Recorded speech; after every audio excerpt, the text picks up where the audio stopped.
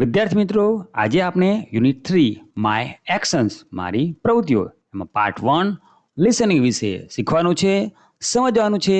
નમસ્કાર, ઈ જ્ઞાન ફેસિલિટેટર ચેનલમાં આપનું હાર્દિક સ્વાગત છે. વિદ્યાર્થી મિત્રો, લિસનિંગ એટલે કે શ્રવણમાં આપણે શીખવાનું છે સિંગ એટલે ગાઓ, એન્ડ અને એન્જોય ગાઓ અને આનંદ માણો. આપણે આ રીતના ગાવાનું છે. અહીંયા જે સોંગ છે એમાં નામ છે માય બ્યુઝી ડે, મારો વ્યસ્ત દિવસ. બ્યુઝી એટલે વ્યસ્ત. કઈ રીતના ગાવાનું મારી સાથે ગાવા પ્રયત્ન કરશો વિદ્યાર્થી મિત્રો.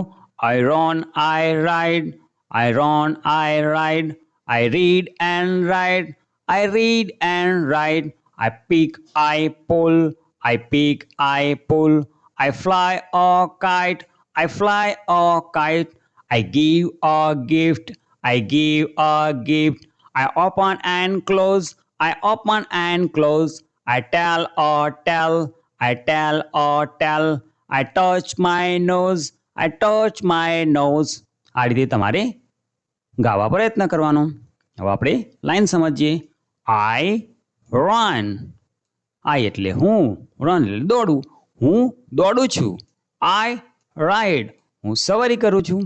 વિદ્યાર્થી મિત્રો, અહીંયા ચિત્રમાં તમે માળીઓ દેખાય છે ને, એ શું કરે છે? રન કરે છે. તમે ત્યાં ચિત્ર સામે જુઓ અને સ્પેલિંગ સામે જુઓ. RUN, રન એટલે દોડવું. એટલે તમને યાદ આવી જશે કે રન એટલે દોડવું. અને અહીંયા જો, અહીંયા જે છોકરી છે તે સાયકલ પર બેસીને સાયકલ ચલાવે છે. બરાબર? એ GIFમાં તમે જોઈ શકો છો. રાઇડ એટલે કે સવારી કરવી. એટલે કોઈ વસ્તુ પર બેસવું હોય અને આપણે એને ચલાવતા હોય એને શું કહેવાય? રાઇડ. ઓકે, તો એ પહેલી લાઈનમાં કહે છે કે હું દોડું છું, હું સવારી કરું છું.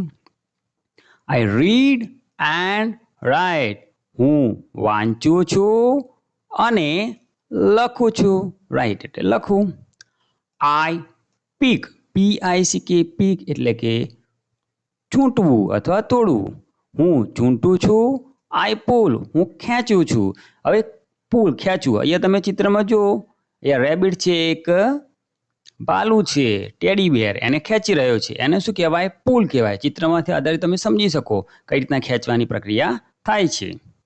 આઈ ફ્લાય અ કાઇટ, હું એક પતંગ ઉડાડું છું. અહીંયા ચિત્રમાં તમે જુઓ, આ છોકરો છે એ આ પતંગને ઉડાડે છે. ફ્લાય એટલે ઉડાડવું, અને આપણે એને ચગાવવું પણ કહીએ. એટલે કે હું એક પતંગ ચગાવું છું. આઈ ગીવ અ ગિફ્ટ, હું એક ભેટ આપું છું. ગીવ એટલે આપવું. આઈ ઓપન એન્ડ ક્લોઝ, હું ઓપન એટલે ખોલું છું, એન્ડ અને ક્લોઝ બંધ કરું છું. આઈ ટેલ અ ટેલ, વિદ્યાર્થી મિત્રો, અહીંયા TELL, ટેલ, TALE, ટેલ, બંનેનો ઉચ્ચાર સરખો છે, અર્થ અલગ છે. અહીંયા ટેલ એટલે કહેવું, હું એક વાર્તા કહું છું. અને અહીંયા TALE એટલે વાર્તા, એટલે કે હું એક વાર્તા કહું છું. આઈ ટચ માય નોઝ, હું મારા નોઝને ટચ કરું છું. નોઝ એટલે નાક, નાકને અડું છું, સ્પર્શ કરું છું.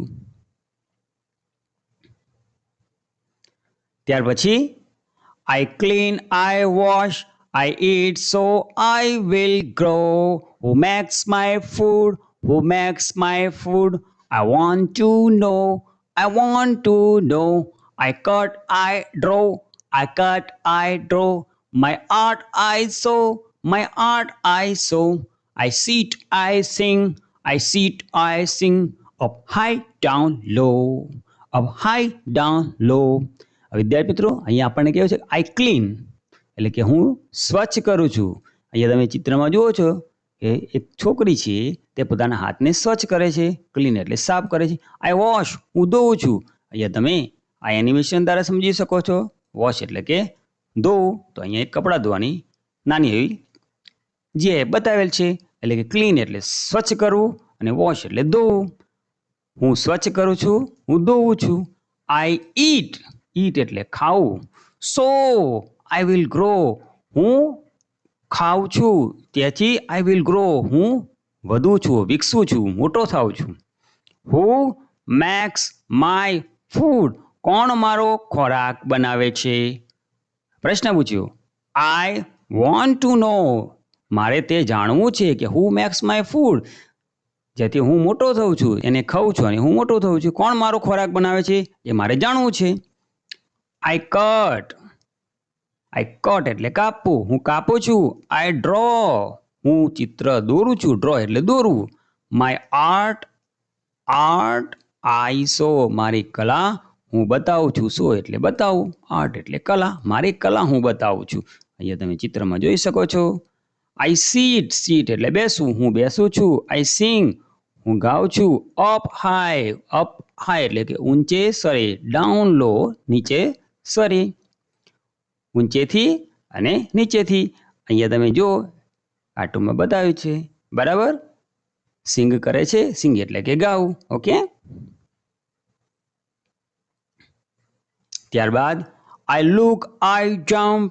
I look I jump. I find a nest. I find a nest. I trip. I fall. I trip. I fall. I need rest. I need rest. From day to night. From day to night. I keep on the go. I keep on the go. I close my eyes. I close my eyes to sleep. Deep toe. વિદ્યાર્થી મિત્રો, અહીંયા આપણને I look એટલે જોવું. હું જોઉં છું. આઈ jump. હું કૂદું છું. અહીંયા ચિત્રમાં જો બતાવ્યું છે વિદ્યાર્થી મિત્રો, જમ્પ એટલે કે કૂદવું. અહીંયા બાળક કૂદે છે ને, એટલે કે હું જોઉં છું. હું કૂદું છું. I find a nest. હું એક માળો. ફાઇન્ડ એટલે કે શોધું છું. મને મળ્યો અથવા મને શોધું છું. I find a nest. I trip. અહીંયા વિદ્યાર્થી મિત્રો ટ્રીપ એટલે કે ઠેસ પહોંચીને પડી જવું. આઈ ટ્રીપ. મને ઠેસ વાગી. આઈ ફોલ. હું પડી ગયો. મને ઠેસ વાગી અને હું પડી ગયો. અને અહીંયા ચિત્ર દ્વારા આપણને એટલું ખબર પડે કે આઈ ટ્રીપ એટલે કે હું ફરું છું અને આઈ ફોલ હું પડું છું. એ પણ અર્થ થઈ શકે છે. અને ટ્રીપ એટલે કે ઠેસ વાગી પણ થઈ શકે છે. I need rest. મારે આરામની જરૂર છે કારણ કે હું ફરું છું, હું પડી ગયો અને મારે આરામની જરૂર છે. From day to night. દિવસથી રાત સુધી. I keep on the go. હું ચાલતો રહું છું. હું જાઉં છું. દિવસ અને રાત. I keep on the go. હું કામ કરતો રહું છું. I close my eyes. I close my eyes. હું મારી આંખો બંધ કરું છું. To sleep. સૂવા માટે. શાંતિથી. ટીપ ટો એટલે ધીમે ધીમે મારી આંખો બંધ કરું છું અને સૂઈ જાઉં છું. બરાબર વિદ્યાર્થી મિત્રો, હવે આપણને એ સૂચના આપી છે કે underline the actions that you do at home. તમે ઘરે જે એક્શન્સ કરો છો, ક્રિયાઓ કરો છો, એની નીચે તમારે અંડરલાઇન કરવાની છે. કેવી રીતના કરવાની? જેમ કે અહીંયા આપી છે જમ્પ. આ ક્રિયા તમે ઘરે કરો છો ને, તો જ્યાં જમ્પ લખેલું છે ત્યાં તમારે આ રીતના અંડરલાઇન કરવાની. ઓકે. તમે ફોલ છો, તમે જે પડી જાઓ છો એ પણ ક્રિયા. પછી ક્લોઝ બંધ કરવાની ક્રિયા. આવી જે ક્રિયાઓ છે ત્યાં તમારે અંડરલાઇન કરવાનું છે. ઓકે વિદ્યાર્થી મિત્રો, ગીતમાં મજા આવી ને? સરસ. હવે વિદ્યાર્થી મિત્રો આપણને સૂચના આપી છે લિસન ટુ ધ સ્ટોરી. ધ્યાનથી વિદ્યાર્થી મિત્રો સ્ટોરી વાર્તાને સાંભળો. વાર્તાનું નામ છે stay away from selfish friends. સ્વાર્થી મિત્રોથી દૂર રહો. સ્ટે અવે એટલે દૂર રહો. ફ્રોમ નાથી. સેલ્ફિશ ફ્રેન્ડ્સ એટલે સ્વાર્થી મિત્રોથી. ધ્યાનથી વિદ્યાર્થી મિત્રો સાંભળજો. બરાબર, તો તમને વાર્તા યાદ રહી જશે. One day, two friends, Kallu and Billu, went to a forest. One day, એક દિવસ, two friends, બે મિત્રો, કલ્લુ and બિલ્લુ, કલ્લુ અને Billu, went to a forest. એટલે કે એક દિવસ બે મિત્રો, કલ્લુ અને બિલ્લુ, વેન્ટ એટલે ગયા, ટુ અ ફોરેસ્ટ એટલે કે જંગલમાં ગયા. વિદ્યાર્થી મિત્રો ચિત્રમાં જો બે મિત્રો બતાવ્યા છે. એકનું નામ છે કલ્લુ અને એકનું નામ છે બિલ્લુ. અને એક વખત તેઓ ક્યાં ગયા? ફોરેસ્ટ, જંગલમાં ગયા. They promised to help each other against any problem. they એટલે તેઓએ promised વચન આપ્યું to help મદદ કરવાનું each other એકબીજાની સાથે against any problem. કોઈ પણ સમસ્યા આવે એની સામે એનો સામનો કરવાની એકબીજા માટે મદદ કરવાની એવું એમને એકબીજાને શું આપ્યું પ્રોમિસ વચન કર્યું કલ્લુ અને બિલ્લુએ કે કોઈ પણ સમસ્યા આવે આપણે બંને એનો સામનો કરવાનો અને એકબીજાની મદદ કરવાની. They were walking and talking. તેઓ ચાલી રહ્યા હતા અને વાતો કરી રહ્યા હતા એટલે કે ચાલતા હતા અને વાતો કરતા હતા. Suddenly એકાએક they saw a bear. Suddenly અચાનક તેઓએ એક રીંછ જોયું. Kallu ran quickly and climbed a tree. Kallu ran એટલે કે દોડ્યો કલ્લુ દોડ્યો ક્વિકલી એટલે ઝડપથી અને ક્લાઇમ્ડ અ ટ્રી એક વૃક્ષ ઉપર ચડી ગયો. જો વિદ્યાર્થી મિત્રો અહીંયા રન કરતા બતાવે છે તો જેવું અહીંયા બેર દેખાય છે તેવું જ આ કલ્લુ છે એ ઝડપથી દોડે છે અને વૃક્ષ ઉપર ચડી જાય છે. Billu also ran quickly. Billu પણ ઝડપથી દોડ્યો ran ક્વિકલી પણ he was unable to climb. પણ તે ચડવા માટે અસમર્થ હતો. અનએબલ એટલે કે એ ઝાડ ઉપર ચડી નતો શકતો. કોણ? Billu. He asked his friend for help. તેને તેના મિત્રને મદદ માટે કહ્યું.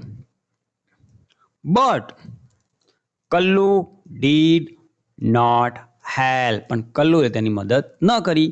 વિદ્યાર્થી મિત્રો કલ્લુ તો દોડીને ઝાડ ઉપર ચડી ગયો પણ બિલ્લુ ઝાડ ઉપર ન ચડી શક્યો. એને મદદ માંગી કલ્લુ પાસે પણ કલ્લુએ મદદ ન કરી. Billu acted as dead. Billu જાણે કે મરી ગયો હોય એવું એને નાટક કર્યું ઢોંગ કર્યો. એક્ટેડ એટલે નાટક કર્યું અથવા ઢોંગ કર્યો. He held his breath. તેને તેનો શ્વાસ held એટલે કે રોકી રાખ્યો. The bear came near him. રીંછ તેની નજીક આવ્યું. કોની નજીક આવ્યું? બિલ્લુની. The bear sniffed one of his ears. રીંછ હજુ તેના એક કાનમાં one of his એટલે તેના બે કાનમાંથી એક કાનમાં sniffed સૂંઘ્યો. Kallu thought that the bear was saying something in his ear. Kallu thought એટલે કલ્લુએ વિચાર્યું that કે the bear રીંછ was saying in his ear કે રીંછ છે તેના કાનમાં something એટલે કંઈક કહી રહ્યો હતો એવું કલ્લુએ વિચાર્યું. કોના કાનમાં? બિલ્લુના. The bear went away after some time. અને થોડા સમય પછી જે રીંછ છે ત્યાંથી જતું રહ્યું. went away એટલે કે ગયું. Kallu came down from the tree. જે કલ્લુ છે એ વૃક્ષ પરથી નીચે આવ્યો. came down એટલે કે નીચે ઉતર્યો. He asked, what did the bear say in your ear? He asked એટલે કે તેને asked પૂછ્યું કલ્લુએ કે what did the bear say in your ear? રીંછે તારા કાનમાં શું કહ્યું હતું? બિલ્લુ replied. બિલ્લુએ જવાબ આપ્યો. replied એટલે જવાબ આપ્યો. The bear said to stay away from selfish friends. રીંછે કહ્યું કે સ્વાર્થી મિત્રોથી દૂર રહો. તો વિદ્યાર્થી મિત્રો, સ્ટોરીમાં તમને મજા આવી ને? કલ્લુ અને બિલ્લુમાં. તમારે પણ આવા કલ્લુ જેવા સ્વાર્થી મિત્રોથી દૂર રહેવું જોઈએ. હવે વિદ્યાર્થી મિત્રો, આપણે જે સ્ટોરી વાંચીને એને આધારે આપણે ટ્રુ ઓર ફોલ્સ એટલે કે સાચું અને ખોટું લખવાનું છે. Kallu was a good friend. શું વિદ્યાર્થી મિત્રો, કલ્લુ સારો મિત્ર હતો? હા, તમે સાચું વિચાર્યું, સારો મિત્ર ન હતો. એટલા માટે અહીંયા શું આવશે? ફોલ્સ. કલ્લુ એ સારો મિત્ર નહોતો. સારો મિત્ર હોય તો જ આપણે ત્યાં ટ્રુ મૂકવાનું, પણ એ તો સારો મિત્ર ન હતો એટલે ત્યાં મૂકવાનું ફોલ્સ. ખોટું છે. Billu એક્ટેડ as dead. બિલ્લુએ જાણે મરી ગયો હોય એવો નાટક કર્યું. તો આ વાક્ય કેવું છે? સાચું છે એટલે ટ્રુ લખવાનું. કલ્લુ હેલ્પ્ડ બિલ્લુ. કલ્લુએ બિલ્લુની મદદ કરી. શું વાક્ય સાચું છે? તમે સાચું વિચારો છો. આ વાક્ય કેવું છે? ફોલ્સ. ખોટું છે. કલ્લુએ બિલ્લુની મદદ નથી કરી.